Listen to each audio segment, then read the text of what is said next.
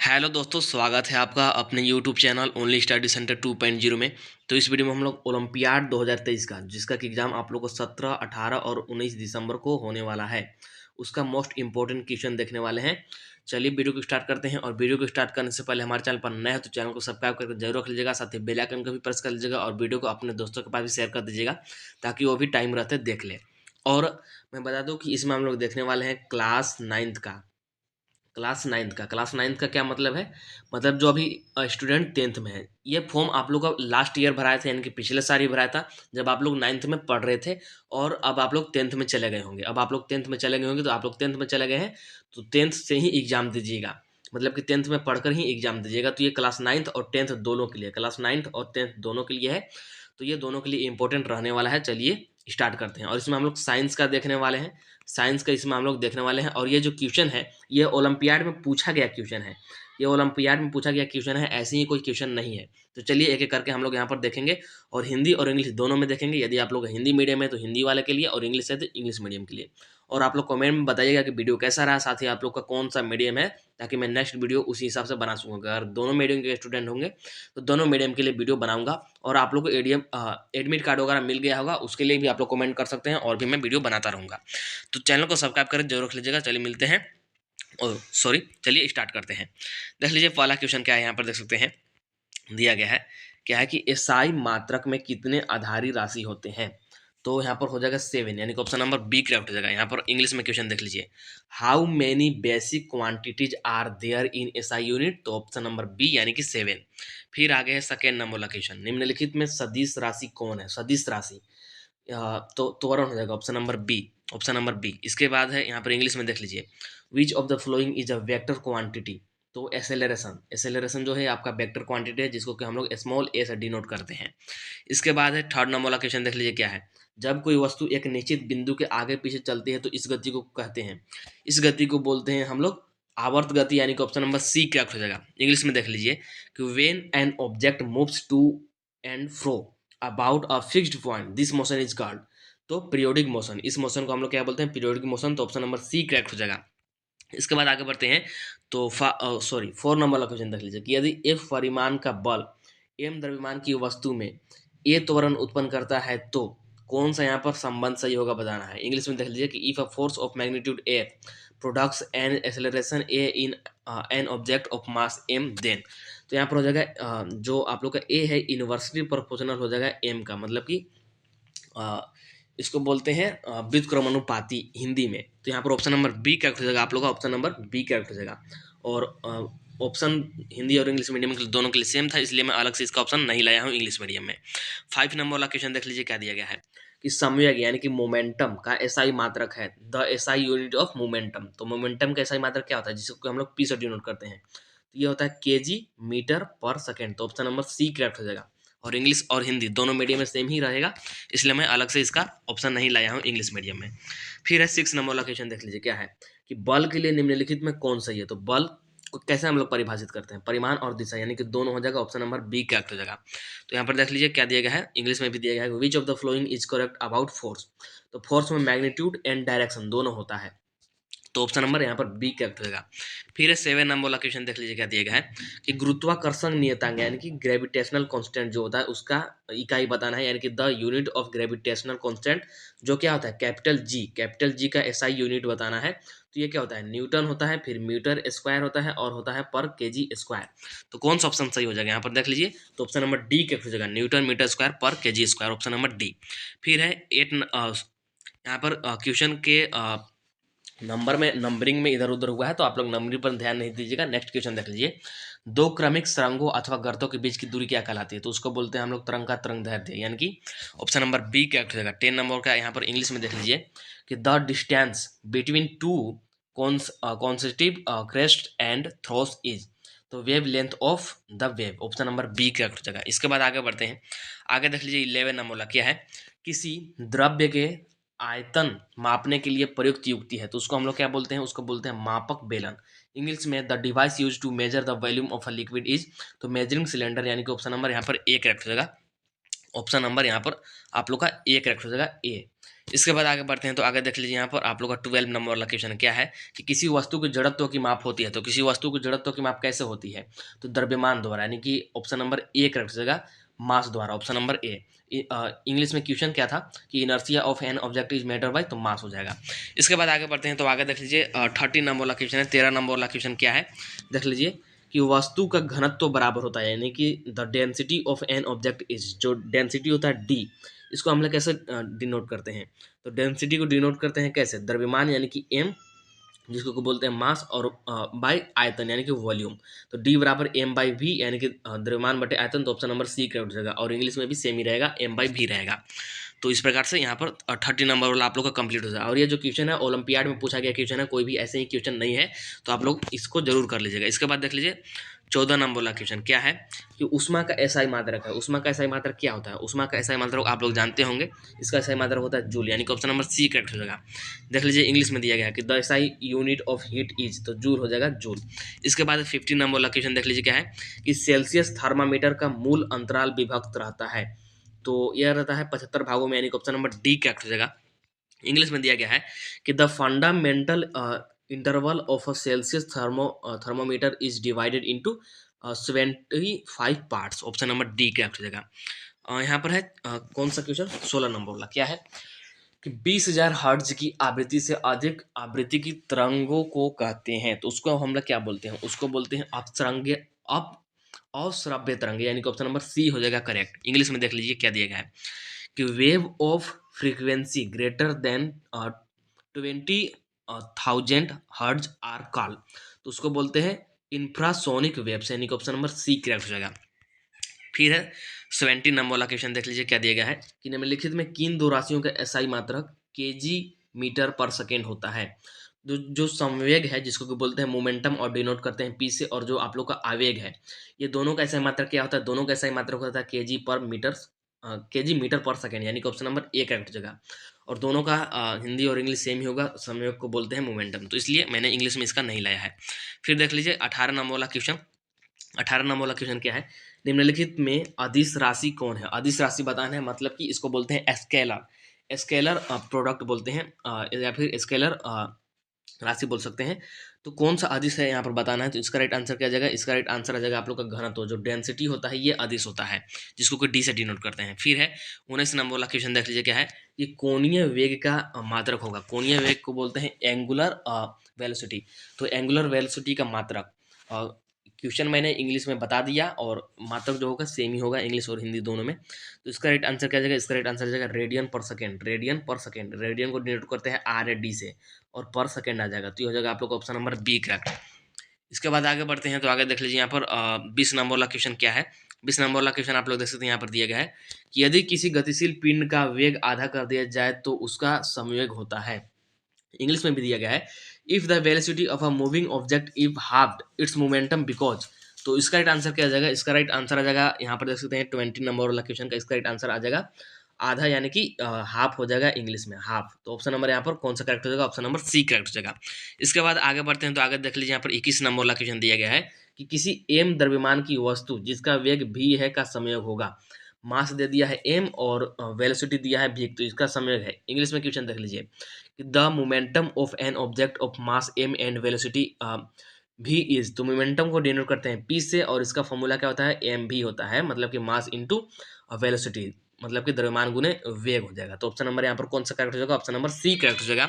इसके बाद आगे बढ़ते हैं तो आगे देख लीजिए यहाँ पर 22 नंबर वाला क्वेश्चन है कि आर्किमिडीज का सिद्धांत लागू होता है, आर्किमिडीज का आप लोग का सिद्धांत पढ़े होंगे, तो आर्किमिडीज का सिद्धांत किस पर लागू होता है, तो हवा और पानी दोनों के लिए।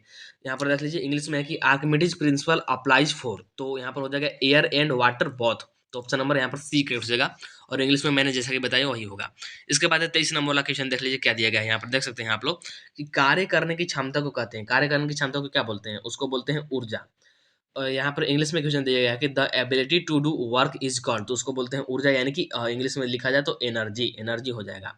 तो हिंदी और इंग्लिश में दोनों का बताते चल रहा हूँ, आप लोग कमेंट जरूर कीजिएगा कि वीडियो कैसा लगा, साथ ही आप लोग कौन से मीडियम में एग्जाम देने वाले हैं, उस हिसाब से मैं नेक्स्ट वीडियो बनाऊंगा। इसके बाद आगे देख लीजिए, आगे है 24 नंबर वाला क्वेश्चन कि एक वस्तु किसी द्रव में तैरती है, यदि उत्प्लावक बल क्या होगा यहाँ पर बताना है। तो इसका राइट आंसर क्या आ जाएगा, इसका राइट आंसर आ जाएगा यहाँ पर देख सकते हैं ऑप्शन नंबर बी, यानी कि उसके भार से अधिक, ऑप्शन नंबर बी हो जाएगा। इंग्लिश में क्वेश्चन यहाँ पर देख सकते हैं दिया गया है कि an object floats on a liquid if the wares force is the more than its weight, यानी कि ऑप्शन नंबर यहाँ पर क्या हो जाएगा, बी हो जाएगा राइट। इसके बाद आगे बढ़ते हैं तो आगे देख लीजिए यहाँ पर आप लोग का 25 नंबर वाला क्वेश्चन क्या दिया गया है कि शुद्ध पानी का घनत्व महत्तम होता है, मतलब कि जो प्योर वाटर होता है, देख लीजिए यहाँ पर इंग्लिश में क्वेश्चन दिया गया the density of pure water is maximum at, जो प्योर वाटर होता है इसका डेंसिटी मैक्सिमम कहाँ पर होगा, तो 4 डिग्री सेल्सियस पर, तो at 4 degree Celsius, option number B correct हो जाएगा। इसके बाद आगे बढ़ते हैं तो आगे देख लीजिए यहाँ पर 26 नंबर वाला क्वेश्चन क्या दिया गया है, देख सकते हैं आप लोग क्या दिया गया है कि गैस का द्रव में परिवर्तन कहलाता है, गैस को किस में बदल रहे हैं, द्रव में, यानी कि गैस को लिक्विड में चेंज कर रहे हैं, तो उसको क्या बोलते हैं, उसको हम लोग बोलते हैं संघनन, यानी कि ऑप्शन नंबर डी करेक्ट हो जाएगा। इंग्लिश में क्वेश्चन देख लीजिए, इंग्लिश में यहाँ पर क्वेश्चन दिया गया है कि the change of gas into liquid is called, तो उसको बोलते हैं कंडेंसेशन, यानी कि ऑप्शन नंबर डी करेक्ट हो जाएगा। इसके बाद 27 नंबर वाला क्वेश्चन देख लीजिए क्या दिया गया है कि वह प्रक्रिया जिसमें इत्र की गंध वायु में चारों ओर फैल जाती है कहलाती है, उसको बोलते हैं विसरण। ये आप लोग पढ़े होंगे 9th क्लास में, आई थिंक पढ़ना था, देख लीजिए इंग्लिश में है कि the process in which the smell of perfume spreads around the air is called, तो उसको बोलते हैं डिफ्यूजन, यानी कि ऑप्शन नंबर बी करेक्ट हो जाएगा। इसके बाद है 29 नंबर वाला क्वेश्चन देख लीजिए कि निम्नलिखित में कौन रासायनिक परिवर्तन का उदाहरण है, रासायनिक परिवर्तन, तो कोयला का जलना, कोयला का जलना क्या है, ये रासायनिक परिवर्तन है या फिर रासायनिक अभिक्रिया है, तो ऑप्शन नंबर सी करेक्ट जो है। इंग्लिश में दिया गया है विच of the following is an example of chemical change, तो यहाँ पर क्या हो जाएगा, बर्निंग ऑफ कोल, यानी कि ऑप्शन नंबर सी ही करेक्ट होगा। इसके बाद है 30 नंबर वाला क्वेश्चन देख लीजिए कि खड़िया, खड़िया यानी कि चौक, जो आप लोग रेगुलर स्कूल में उपयोग करते हैं उसी को बोलते हैं खड़िया हिंदी में, और उसको चौक तो हम लोग रेगुलर बोलते ही हैं। तो ये क्या है, ये एक यौगिक है, यानी कि कंपाउंड, इंग्लिश में लिखा जाए तो इसको बोलते हैं कंपाउंड, तो ऑप्शन नंबर यहाँ पर बी करेक्ट होगा आप लोग का। इसके बाद है यहाँ पर 31 नंबर वाला क्वेश्चन देख लीजिए क्या दिया गया है, देख सकते हैं आप लोग कि निम्नलिखित में किसमें न्यूट्रॉन नहीं होता है, तो जो आप लोग का प्रोटियम होता है इसमें न्यूट्रॉन नहीं होता है, तो ऑप्शन नंबर यहाँ पर सी करेक्ट होगा। अभी मैं बताता हूँ कि प्रोटियम क्या होता है, सबसे पहले इंग्लिश में आप लोग क्वेश्चन देख लीजिए which of the flowing does not constant neutron, तो ऑप्शन नंबर यहाँ पर सी करेक्ट हो जाएगा प्रोटियम। जो इलेक्ट्रॉन होता है, इलेक्ट्रॉन, इलेक्ट्रॉन का ही ये एक प्रकार से बोल सकते हैं समस्थानिक होता है प्रोटियम, तो ऑप्शन नंबर यहाँ पर सी करेक्ट होगा आप लोग का। इसके बाद अब 32 नंबर वाला क्वेश्चन देख लीजिए कि निम्न में कौन अक्रिय है, अक्रिय यहाँ पर कौन है बताना है, तो आर्गन हो जाएगा आप लोग का राइट आंसर, आर्गन गैस का आप लोग नाम सुने होंगे, ये होता है अक्रिय, ऑप्शन नंबर सी करेक्ट हो जाएगा। इंग्लिश में क्वेश्चन दिया गया है विच of the following is an inert gas, inert gas बोलते हैं इंग्लिश में, तो जो आर्गन होता है जिसका कि डिनोशन होता है, आई थिंक एआर से डिनोट करते हैं, तो ऑप्शन नंबर यहाँ पर सी करेक्ट हो जाएगा, इंग्लिश में भी आर्गन ही इसको बोलते हैं। फिर है 33 नंबर वाला क्वेश्चन देख लीजिए कि मानक ताप व दाब पर किसी गैस का 1 मोल का आयतन क्या होगा, यानी कि standard temperature and pressure, standard temperature and pressure पर पूछा गया है 1 मोल गैस का आयतन, तो ये होता है 22.4 लीटर, इसे आप लोगों को डायरेक्ट याद करना होगा, ये डायरेक्ट ही होता है, तो ऑप्शन नंबर यहाँ पर बी क्या उठ जाएगा। देख लीजिए यहाँ पर इंग्लिश में है कि what is the volume of a mole of a gas at standard temperature and pressure, इसको बोलते हैं एसटीपी, एसटीपी बोलते हैं स्टैंडर्ड टेम्परेचर एंड प्रेशर, तो ऑप्शन नंबर बी क्या उठ जाएगा आप लोग का 22.4 लीटर। फिर है 24 नंबर वाला क्वेश्चन कि क्या है, बकमिस्टर फुलरिन का अनुसूत्र बताना है, तो ये होता है C6O, तो ऑप्शन नंबर डी करेक्ट हो जाएगा आप लोग का। 34 नंबर क्वेश्चन का ऑप्शन नंबर डी करेक्ट हो जाएगा। इंग्लिश में दिया गया कि what is the molecular formula of buckminsterfullerene, तो ऑप्शन नंबर यहाँ पर डी करेक्ट हो जाएगा। इसके बाद आगे बढ़ते हैं तो आगे आगे देख लीजिए यहाँ पर दिया गया आप लोग का 35 नंबर वाला क्वेश्चन कि तांबा का लैटिन नाम है, तो तांबा का लैटिन नाम क्या होता है, तांबा का लैटिन नाम होता है क्यूप्रम, और इंग्लिश में देख लीजिए कि लैटिन नाम ऑफ कॉपर इज, तो ये होता है क्यूप्रम, क्यूप्रम को इंग्लिश में भी क्यूप्रम बोलते हैं, इसका स्पेलिंग होता है CUP और RUM, ये होता है क्यूप्रम, तो इसको आप लोग याद रखेंगे। इसके बाद आगे बढ़ते हैं तो आगे देख लीजिए 36 नंबर वाला क्वेश्चन क्या दिएगा, देख लीजिए कि निम्नलिखित में कौन जल का सूत्र है, जल का सूत्र आप लोग जानते होंगे H2O होता है, तो ऑप्शन नंबर बी क्या हो जाएगा। इसके बाद यहाँ पर इंग्लिश में भी दिया गया कि विच of the following is formula of water, तो H2O, ये आप लोग पढ़े होंगे। इसके बाद देख लीजिए 37 नंबर वाला क्वेश्चन है कि निम्नलिखित गैसों में कौन अम्ल वर्षा के लिए उत्तरदायी है, अम्ल वर्षा आप लोग जानते होंगे, तो अम्ल वर्षा के लिए कौन सा गैस उत्तरदायी है, तो SO2 यानी कि सल्फर डाइऑक्साइड, तो ऑप्शन नंबर यहाँ पर डी करेक्ट हो जाएगा। और इंग्लिश में है कि विच of the flowing gases is responsible for acid rain, तो इसका राइट आंसर क्या जाएगा ऑप्शन नंबर डी यानी कि SO2। इसके बाद है 38 नंबर वाला क्वेश्चन देख लीजिए क्या दिएगा कि निम्नलिखित में कौन नाइट्रोजन का ऑक्साइड वायु प्रदूषक नहीं है, मतलब कि नाइट्रोजन के बहुत सारे ऑक्साइड होते हैं, तो इनमें से कौन सा मतलब ऑक्साइड है जो वायु प्रदूषित नहीं करता है, जो NO2 है ये वायु प्रदूषक नहीं है, तो ऑप्शन नंबर यहाँ पर ए करेक्ट हो जाएगा। इंग्लिश में क्वेश्चन दिया गया, देख लीजिए कि विच of the flowing oxide of nitrogen is not an air pollution, तो ऑप्शन नंबर यहाँ पर ए करेक्ट हो जाएगा आप लोग का N2O। फिर है 39 नंबर वाला क्वेश्चन, देख लिया कि निम्नलिखित में कौन बैक्टीरिया वायुमंडलीय नाइट्रोजन का अस्थायीकरण करता है। तो जो साइनो बैक्टीरिया होता है ये अस्थायीकरण करता है, तो ऑप्शन नंबर बी हो जाएगा आप लोग का करेक्ट। इंग्लिश में भी इसको साइनो बैक्टीरिया ही बोलते हैं। फिर 40 नंबर वाला क्वेश्चन देख लीजिए कि अम्ल वर्षा का पीएच मान होना चाहिए, अम्ल वर्षा का पीएच मान कितना होना चाहिए। The pH value of acid rain should be, तो अम्ल वर्षा का पीएच मान 7 से कम होना चाहिए। आप लोग को पता होगा, आप लोग पीएच पढ़े होंगे 10th क्लास में, ये पढ़ना है। तो मैं यहाँ पर मिक्सिंग मिक्सिंग क्वेश्चन लाया हूँ, ये सारा कुछ पूछा जाएगा, और ये जेके टाइप का भी है, तो ये आपसे पूछा जाएगा। जो पीएच होता है, यदि ये 7 से नीचे है तो ये होता है अम्ल, 7 से ज़्यादा है तो ये होता है आप लोग का क्षार, और यदि 7 पर है तो इसको बोलते हैं उदासीन, यानी कि लवण जो होता है ये उदासीन होता है, यानी कि न्यूट्रल होता है। तो यहाँ पर ऑप्शन नंबर सी करेक्ट हो जाएगा आप लोग का। इसके बाद आगे बढ़ते हैं, तो आगे देख लीजिए 41 नंबर वाला क्वेश्चन क्या है कि ओजोन परत वायुमंडल के निम्नलिखित किस भाग में पाया जाता है। जो ओजोन परत होता है ये किस भाग में पाया जाता है। वायुमंडल के बहुत सारे भाग है, क्षोभ मंडल, मध्य मंडल, बाह्य मंडल, समताप मंडल, आप लोग जानते होंगे। तो इसका राइट आंसर क्या जाएगा, इसका राइट आंसर आ जाएगा समताप मंडल में, यानी कि ऑप्शन नंबर बी करेक्ट हो जाएगा। इंग्लिश में दिया गया है in which of the following parts of the atmosphere is the ozone layer found। तो क्या आ जाएगा यहाँ पर आ जाएगा स्ट्रा स्ट्रास्फोयर, यानी कि ऑप्शन नंबर बी हो जाएगा आप लोग का करेक्ट। इसके बाद है 42 नंबर वाला क्वेश्चन कि कैंसर के इलाज में प्रयुक्त होने वाला समस्थानिक निम्नलिखित में कौन सा है। तो CO60, यानी कि ऑप्शन नंबर यहाँ पर ए करेक्ट हो जाएगा। Which of the following isotopes is used to treat cancer, तो CO60 यहाँ पर ऑप्शन नंबर एक करेक्ट हो जाएगा 42 नंबर क्वेश्चन का, 42 नंबर क्वेश्चन का। इसके बाद आगे बढ़ते हैं, तो देख लीजिए 43 नंबर का क्वेश्चन कि क्लोरीन का सही इलेक्ट्रॉनिक विन्यास। क्लोरीन आप लोग जानते होंगे, इसको डिनोट करते हैं Cl से क्लोरीन को डिनोट करते हैं। इसका परमाणु क्रमांक जो होता है ये होता है 17। तो इसका इलेक्ट्रॉनिक विन्यास कैसे आएगा, इलेक्ट्रॉनिक विन्यास आ जाएगा 2 8 7। इस कक्षक में 2 होंगे, और फिर यहाँ पर SPD तो आप लोग अभी ये नहीं पढ़े होंगे, इसलिए आप लोग डायरेक्ट इसको याद रखिए 2 8 7 होता है। इसके बाद आगे बढ़ते हैं, तो आगे देख लीजिए यहाँ पर 44 नंबर वाला क्वेश्चन क्या है कि यदि किसी परमाणु का K और L कक्षा पूर्ण रूप से भरा है तो परमाणु में इलेक्ट्रॉन की संख्या निम्नलिखित में क्या होगी। तो उसमें हो जाएगा 10। इंग्लिश में जाएगा कि if K and L shell of an atom are completely filled then what is will be the number. और आगे यहाँ पर कुछ था, आई थिंक दिख नहीं रहा है, तो ऑप्शन नंबर यहाँ पर बी करेक्ट हो जाएगा। इसके बाद है 45 नंबर वाला क्वेश्चन, देख लीजिए कि फास्फोरस अणु में फास्फोरस की परमाणुिकता होती है, तो कितनी होती है, तो 4 होती है। तो ऑप्शन नंबर यहाँ पर सी करेक्ट हो जाएगा आप लोग का। इंग्लिश में यहाँ पर दिया गया कि the एटमोसिटी of phosphorus in phosphorus molecule is, तो ऑप्शन नंबर 4 करेक्ट हो जाएगा आप लोग यहाँ पर। इसके बाद 46 नंबर वाला क्वेश्चन देख लीजिए क्या है कि CO का मोलर द्रव्यमान है, यानी कि मोलर मास ऑफ CO। तो मोलर द्रव्यमान कैसे निकालते हैं आप लोग समझ लीजिए। मोलर द्रव्यमान कैसे निकालते हैं, तो मोलर द्रव्यमान निकालने के लिए जैसे यहाँ पर ये है कार्बन, तो कार्बन का परमाणु क्रमांक होता है 6। तो कार्बन का मोलर द्रव्यमान देखा जाए तो ये कितना होता है, ये होता है इसका दुगुना, यानी कि 6 दूनी के 12 हो जाएगा। और जो ऑक्सीजन होता है इसका परमाणु क्रमांक होता है 8, तो इसका मोलर द्रव्यमान कितना होगा, इसका मोलर द्रव्यमान आप लोग आ जाएगा 8 का आ जाएगा 16, यानी कि ये हो जाएगा 16, और दोनों को जोड़ देंगे, तो दोनों को जोड़ेंगे तो कितना आ जाएगा 8 2 28। तो यहाँ पर 28 कौन सा ऑप्शन में दिख रहा है, ऑप्शन नंबर यहाँ पर आप लोग का बी करेक्ट हो जाएगा 28 AMU या फिर यू भी दिखाया जाता है।